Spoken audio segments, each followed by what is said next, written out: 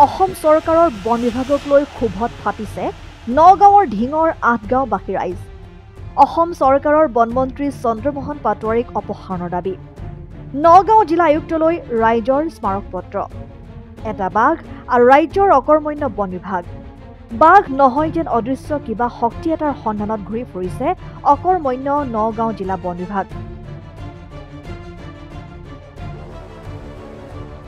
ঘটনাটো হৈছে এনেধৰণৰ।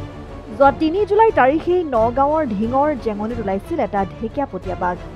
আৰু সেই দিনটোৰ পৰাই আৰম্ভ হৈছিল বাঘ ধৰাৰ নামত ৰাজ্যৰ বিয়াগুম বন বিভাগৰ এটাৰ পিছত আন এখন নাটক। জেঙনি, জাৰামাৰী, পুঠিমাৰীত বাঘ ধৰাত বিফল হ'ল বন বিভাগ। বাঘৰ আক্ৰমণত আহত হ'ল ৪জনকৈ লোক। তাৰ পাছতেই বাঘে ঠাই সলালে। ১৬ জুলাইত বাঘ উপস্থিত হ'ল ঢিঙৰ বিলতীয়া গাঁৱত। তাতো বন বিভাগ বিফল হ'ল। বাঘৰ আক্ৰমণত আহত হ'ল বন বিভাগৰ ১জন লোক। ১৭ জুলাইত বাঘ উপস্থিত হ'ল ঢিঙৰ ৮ গাঁৱত। আৰু আজি ২০টা দিনে ঢিঙৰ ৮ গাঁৱত বাঘৰ আতংক অব্যাহত আছে। আজি ২০টা দিন অতিক্ৰম কৰাৰ পাছতো বাঘ ধৰাত সম্পূৰ্ণভাৱে বিফল হৈছে ৰাজ্যৰ বিয়াগুম বন বিভাগ। আনহাতে গাঁওখনৰ অধিকাংশ লোকেই কৃষিৰ ওপৰত নিৰ্ভৰশীল। কৃষকসকল বাঘটোৰ আতংকত খেতিপথাৰলৈ যাব নোৱাৰাত কঠীয়া ৰুব নোৱাৰি মূৰে কপালে হাত দিছে। বাঘ ধৰাৰ নামত নিতৌ বিভিন্ন নাটক ৰচিছে বিয়াগুম বন বিভাগে। উপায়হীন হৈ ঢিং ৰাজচক্ৰ বিষয়াৰ কাৰ্যালয়ত উপস্থিত হৈ গাঁওবাসীয়ে বন বিভাগৰ বিৰুদ্ধে তীব্ৰ ক্ষোভ উজৰাৰ লগতে ৰাজহ চক্ৰ বিষয়াৰ জৰিয়তে জিলা আয়ুক্তলৈ এক স্মাৰকপত্ৰ প্ৰদান কৰে। ইফালে বনমন্ত্ৰী চন্দ্ৰমোহন পাটোৱাৰী ঢিঙত উপস্থিত হৈ আতংকিত লোকসকলক ভয় শংকাৰ বুজ নলৈ ঢিং গড়কাপ্তানি বিভাগৰ পৰিদৰ্শন বাংলাৰ পৰাই উভতি যোৱাত ক্ষোভত ফাটি পৰে গাঁওখনৰ লোক।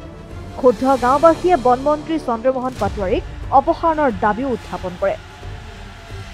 এটা ঢেকীয়াপতীয়া বাঘে আজি ২০ দিন ধৰি ঢিঙৰ ৮ গাঁৱত যি সন্ত্ৰাসৰ সৃষ্টি কৰিছে, আমাৰ জীৱনৰ প্ৰতি ভাবুকি আহিছে।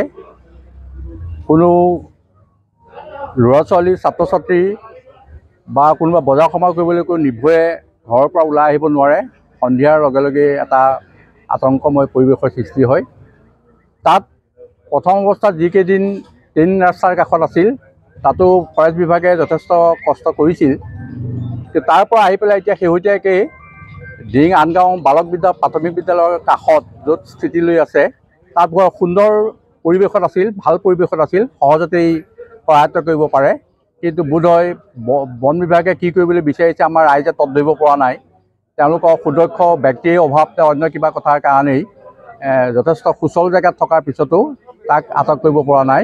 গতিকে সেই পৰিপ্ৰেক্ষিতত আজি গয়াবাসীয়ে অৰ্থাৎ ঢিংবাসী ৰাইজে ছাত্ৰ সন্থাকে প্ৰমুখ কৰি সকলো ইয়াতে যে চক্ৰ বিষয়াক, ঢিং ৰাজচক্ৰৰ চক্ৰ বিষয়াক লগ হৈ এখন মেমৰেণ্ডাম এখন দিয়া হৈছে। তেওঁৰ লগত গোটেই কথাখিনি পতা হৈছে। ৰাইজে বিচাৰিছে ইয়াত আমাৰ উপায়ুক্ত মহোদয় নিজেই আহি সৰজমিন তদন্ত কৰি ব্যৱস্থা গ্ৰহণ কৰিব লাগে। সেইটো আমাৰ ৰাইজৰ, আন গাঁওবাসীৰ, ঢিংবাসী ৰাইজৰ সেইটো দাবী। এইখিনিয়ে মন্ত্ৰী এচি ৰুমৰ পৰা আহি এচি ৰুমত বহিছে। আপোনালোকে জানে বিভাগীয় মন্ত্ৰী এজন ঢিঙত এটা ঢেকীয়াপতীয়া বাঘে সন্ত্ৰাস চলাইছে। বিভাগীয় মন্ত্ৰী চন্দ্ৰমোহন পাটোৱাৰী ডাঙৰীয়া এচি গাড়ীত উঠি আহি এচি ৰুমত আইবিত বহি পেলাই খাই বৈ ইয়াৰ পৰা গুচি গ'ল। ৰাইজৰ টকা খৰচ কৰি ৰাইজৰ টকাৰে আহিছে, ৰাইজৰ টকা ইয়াত খাইছে, খাই ৰাইজৰ ওচৰলৈ নগৈ তেওঁ ইয়াৰ পৰা গুচি গৈছে। গতিকে তেনেকুৱা মন্ত্ৰী আমি মুখ্যমন্ত্ৰী মহোদয়ক অনুৰোধ জনাইছোঁ, তেনেকুৱা মন্ত্ৰী অসমত কাম নাই। তেনেকুৱা মন্ত্ৰীক এই বিভাগৰ পৰা আঁতৰাই দিব লাগে। অতি সোনকালে একশ্যন ল'ব লাগে। তেনেকুৱা এজন যদি জনপ্ৰতিনিধি, জনতাৰ ভোটত তেওঁ, জনতাৰ টকাৰে তেওঁ চলি থকা মানুহ এজন জনতাৰ ওচৰলৈ যদি যাবলৈ ভয় কৰে, জনতাৰ ওচৰত গৈ যদি তেওঁলোকে কোনো ষ্টেপ নলয়, গতিকে তেনেকুৱা মানুহ এজন আমাৰ কাম নাই।